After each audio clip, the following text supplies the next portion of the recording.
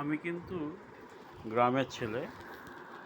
আমার ছোটোবেলা কেটেছে আমার জন্মস্থান যোগেশগঞ্জ গ্রামে, এবং যে বাড়িতে আমি জন্মগ্রহণ করেছিলাম সেটা আমাদের পৈতৃক বাড়ি, এবং প্রায় 120-25 বছরের পুরাতন। আমার ওখানে প্রায় 16-17 বছর কেটেছে এক নাগাড়ে। কারণ আমাদের যে নদী নালা বেষ্টিত দ্বীপ, সেই দ্বীপের একটি গ্রাম যোগেশগঞ্জ, এবং এই যোগেশগঞ্জ গ্রামও নানা খাল বিলে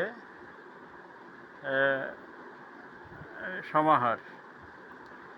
আমাদের বাড়িটা যেখানটা, সেখানে সেখানে তার পশ্চিম দিক দিয়ে মঙ্গলচণ্ডী খাল বয়ে গেছে, উত্তর দিকে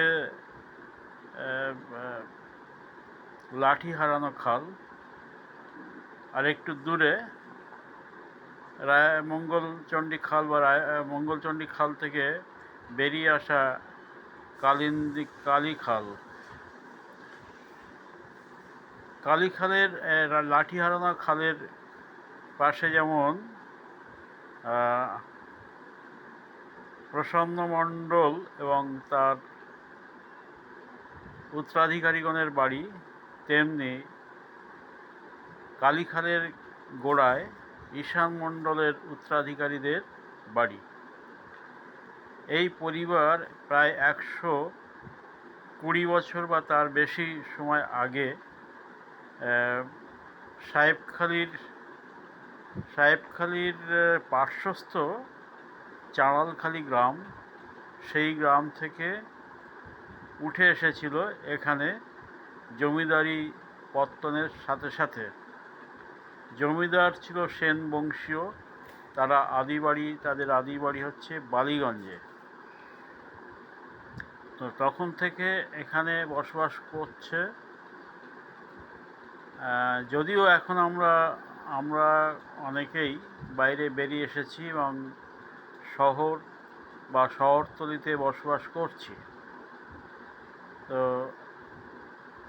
সেই সময় যখন এসেছিল তখন পুরোপুরি একটি কৃষিজীবী পরিবার ছিল,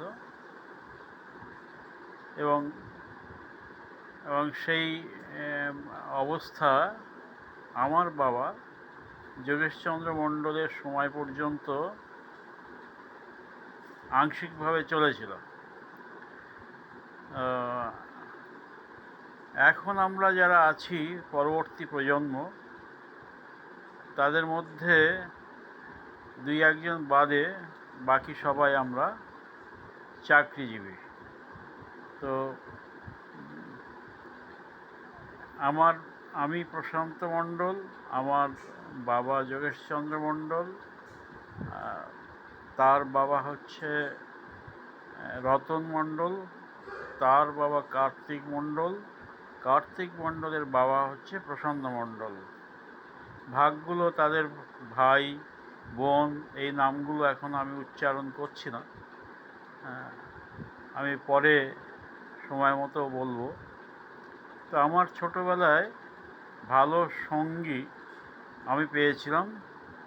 আমার ওই তপন কাকা ছিল, বাবার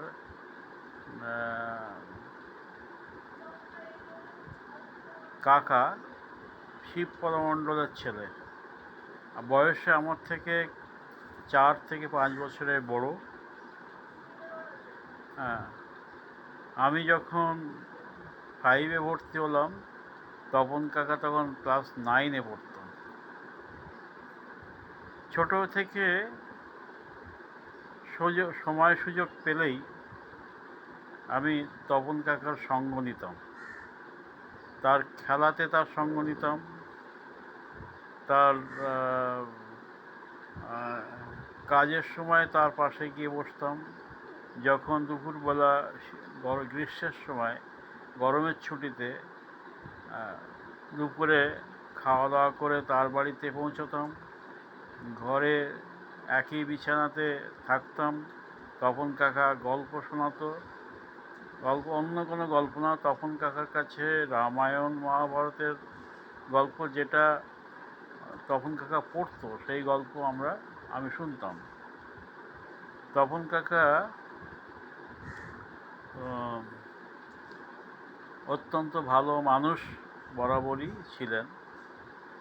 তপন কাকা বিভিন্ন ধরনের খেলাধুলোতে নেতৃত্ব দান করতো, আমাদের তার সমবয়স্ক বা আমাদেরকে নেতৃত্ব দিত। বিভিন্ন সিজনে আমাদের বিভিন্ন খেলা হয়ে থাকে। যেমন এখন বর্ষাকাল শেষ হয়ে গেছে, এখনকার খেলা হচ্ছে মার্বেল খেলা, মার্বেল গুটি।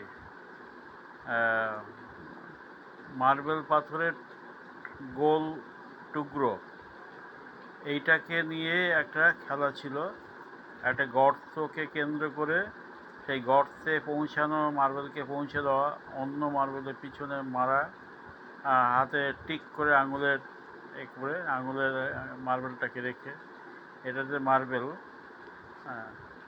এই খেলা তপন কাকাদের শিরীষ গাছ ছিল একটা মেন রাস্তার পাশে, এবং সেখানে আমরা সবাই এই খেলায় অংশগ্রহণ করতাম। এগুলো ছুটির দিনে 10টা বা তারপরে এটা হতো, বা অন্য দিনগুলোতে স্কুল থেকে ফিরে এই খেলাটা আমরা খেলতাম। এই খেলা বেশ আনন্দদায়ক ছিল। হাতের টিক একটা গুরুত্বপূর্ণ বিষয়, এবং দূর থেকে মার্বেলটাকে ছুঁড়ে, মানে আঙুলে চাপ দিয়ে ছুঁড়ে, আঙুলটাকে আঙুলের সামনে রেখে এটাকে বেঁকিয়ে এটা ছুঁড়ে দেওয়া আর কি। হাতে ছোঁড়া না, আঙুলের মাধ্যমে ছোঁড়া। সেটা করে নির্দিষ্ট গর্তে পৌঁছে দেওয়া একটা বড় কাজ ছিল। এটাতে তপন কাকার একটা তপন কাকা সব খেলাতেই খুব ভালো খেলতো। তো এটা হতো। এর আগের খেলাটি ছিল কলি খেলা বর্ষার সময়, এবং সেটা তপন কাকাদের গোয়াল ঘরেই হতো।